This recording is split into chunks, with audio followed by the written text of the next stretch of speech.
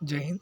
आज फिजिक्स का पहला चैप्टर देखेंगे क्लास 12 का, जिसमें हम पढ़ेंगे 100 नंबर 70 नंबर का आपका जो क्वेश्चन में 35 ऑब्जेक्टिव आपको सॉल्व करना पड़ता है या आपको टिक करना पड़ता है। तो हम इसमें विद कॉन्सेप्ट इसको पढ़ेंगे, याद करेंगे। इस ऑब्जेक्ट विद कॉन्सेप्ट को याद खाली रखेंगे दिमाग में, बाकी कुछ नहीं। पहला क्वेश्चन जो है ई यानी रिलेटिव आपेक्षिक, जो हवा का रिलेटिव परमेबिलिटी होता है, परगम्य होता है, विद्युतशीलता होती है, वो हमेशा एक होती है ना। और देखो विद्युत क्षेत्र का फॉर्मूला पूछता है, तो उसमें अगर बल का मान कितना होता है तो आप फॉर्मूला पढ़ चुके हैं कि F = QE। तो ये वाला आंसर आपका ए सही होगा। आगे चले, अगला क्वेश्चन को देखते हैं। विद्युत फ्लक्स का सही मात्रक। फ्लक्स का जब भी पूछ ले तो फ्लक्स का फॉर्मूला होता है फाई = इंटीग्रेशन लगा देना है ई ए। यहाँ पर अगर बी लिखा जाए तो मैग्नेट और ई लिखा जाए तो इलेक्ट्रिक। देखो ये दो बात आपको समझ लेना है। ई लिखा जाएगा तो इलेक्ट्रिक फ्लक्स होगा, है ना, और एम बी लिखा जाएगा तो मैग्नेट। ई को अगर V/m के फॉर्म में लिख दें, यानी वोल्ट पर मीटर, और एरिया का तो मीटर स्क्वायर बच्चा जानता है, यूनिट होती है मीटर से, स्क्वायर से मीटर कैंसिल हो जाएगा, तो इसका आंसर सी हो जाएगा, वोल्ट इंटू मीटर। अब देखो दूसरा कैसा है, ई एन ई क्वांटम से ये लिया गया, क्वांटम फार्मूला इसको कहते हैं। एन का संभव नहीं है, तो ये एन हमेशा डिसिमल में कभी नहीं होगा। देखो आवेश घनत्व, आवेश यानी कि charge density, surface charge density क्या होता है। अगर किसी सरफेस में, किसी ए एरिया के सरफेस में चार्ज को डिस्ट्रीब्यूट करें, इसका फॉर्मूला होता है Q/A। Q/A इसका फॉर्मूला होता है, Q/A होता है। तो अब ये फॉर्मूला इसका आंसर देगा कुल आवेश बटा कुल क्षेत्रफल हो जाएगा। ठीक है, चले आगे चलते हैं।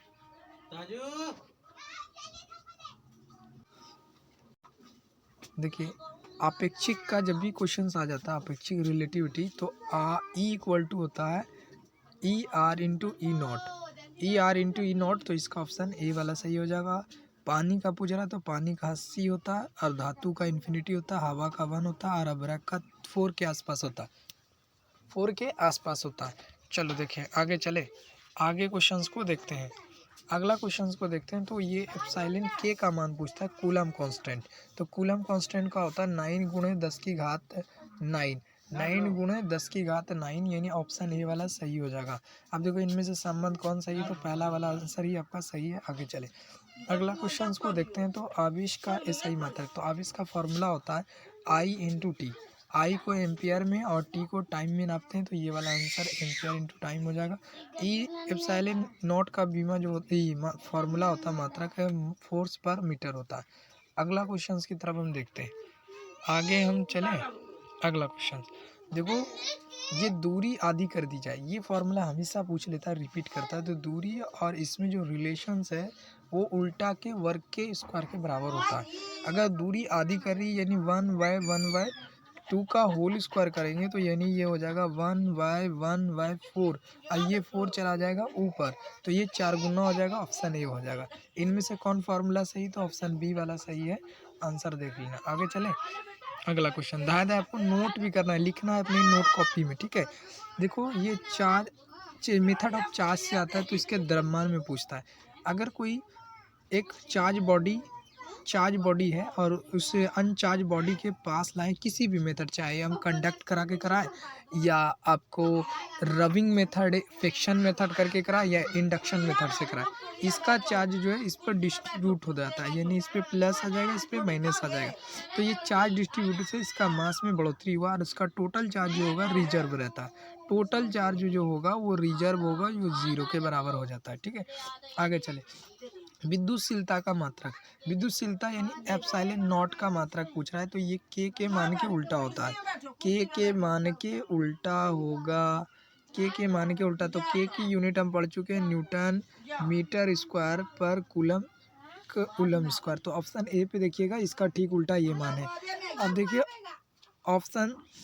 ऑप्शन पृष्ठ आवेश घनत्व का फॉर्मूला सिग्मा से डिनोट करते हैं, और इसका ये फॉर्मूला देखो। अब ये वाला फॉर्मूला क्या पूछ लिया कि अगर मान लो स्थितिज ऊर्जा शून्य मान ले, तो ई और पी के बाद जो थीटा का मान होगा शून्य पे ये होगा, अगर शून्य ना होगा तो ये ऑप्शन ये होगा, ऑप्शन बी वाला बिल्कुल करेक्ट होगा। शून्य जब बोलेगा मान बोलेगा, तो ये माइनस वाला लेंगे, अगर शून्य नहीं बोलेगा तो डायरेक्ट फार्मूला ये होता है, आपकी स्थिति जुड़ जाएगा। अगला क्वेश्चन देखते हैं, कूलाम बल। ये कई बार पूछा हुआ है। कूलाम बल जो है दो चीज़ के लिए होता है। पहला तो ये नाभिक के चारों ओर इलेक्ट्रॉन की गति पर लगने वाला बल है, दूसरा विद्युत क्षेत्र में। ए बी दोनों सही होगा, ए बी सही, बोथ वाले पे आंसर पे मार देंगे। अब देखो ये संभावी पृष्ठ का जब भी ये क्वेश्चन आता है, विद्यमान हो तो संभावी पृष्ठ एक्स एक्सिस, देखो इस टाइप से 3D में देखेंगे तो यहाँ अगर वाई है, अगर ये जेड है और ये एक्स है, तो ये संभावी पृष्ठ इस पे आ जाता है, ये इस वाले एक्सिस पे आता है, तल पर होता है, ठीक है, एक तल की दिशा में होता है। अगला क्वेश्चन देखो, एक ECU का मान हमेशा हम निकालते हैं कि 1/3 गुणे 10 की घात 9, इसी को एक इश्यू में कन्वर्ट करते हैं, यानी स्टैंड जो मात्रक होता है उसमें।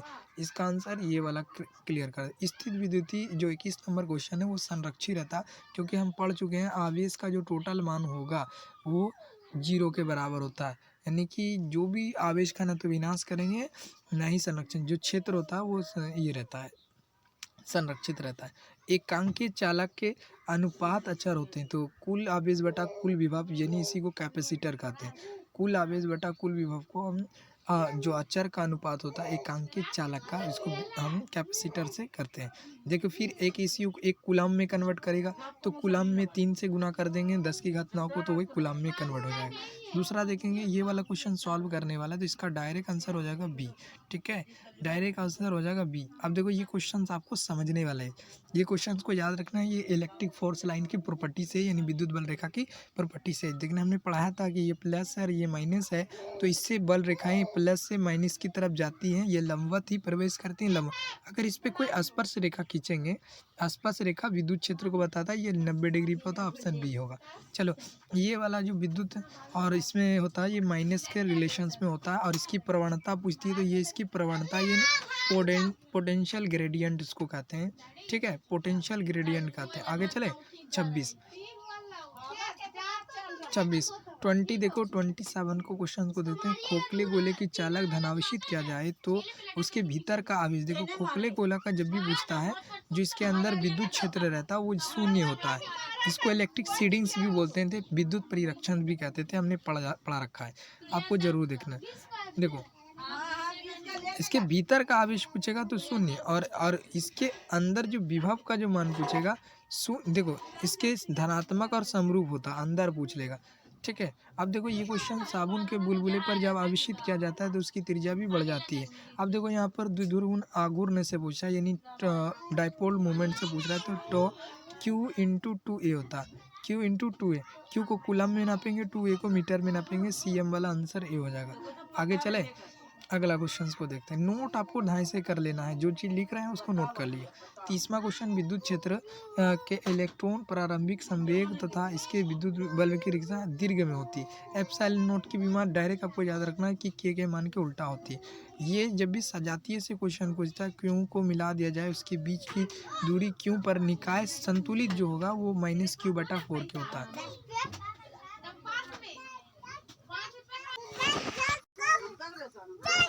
चलो देखते हैं, ये वाला क्वेश्चन से हो गया, 3 नंबर क्वेश्चन भी कलेक्ट हो गया, और 32 33 पे देखते हैं। स्थिर विद्युतीय आवेश होता है को, तो देखो अगर इलेक्ट्रॉन रुका हुआ है तो सिर्फ इलेक्ट्रिक फील्ड बनाता है, अगर इलेक्ट्रॉन मोशन में जाए तो इलेक्ट्रिक के साथ साथ मैग्नेटिक को भी बनाता है, इलेक्ट्रिक प्लस मैग्नेटिक दोनों ही इमिट करता है, जनरेट करता है। यहाँ पर स्थिर के लिए पूछ रहा है तो ये वाला ऑप्शन हो जाएगा। अब देखो निम्न में से किसका अस्तित्व नहीं है, अस्तित्व नहीं हो तो 2.4 जो कूलम से मल्टीप्लाई नहीं हो सकता है, ठीक है। आगे चले, देखो मुक्त फ्री स्पेस में जब भी पूछता है एप्सिलॉन नोट का मान होता है, तो ये आपको मालूम होगा 85 वाला सही मान होता है।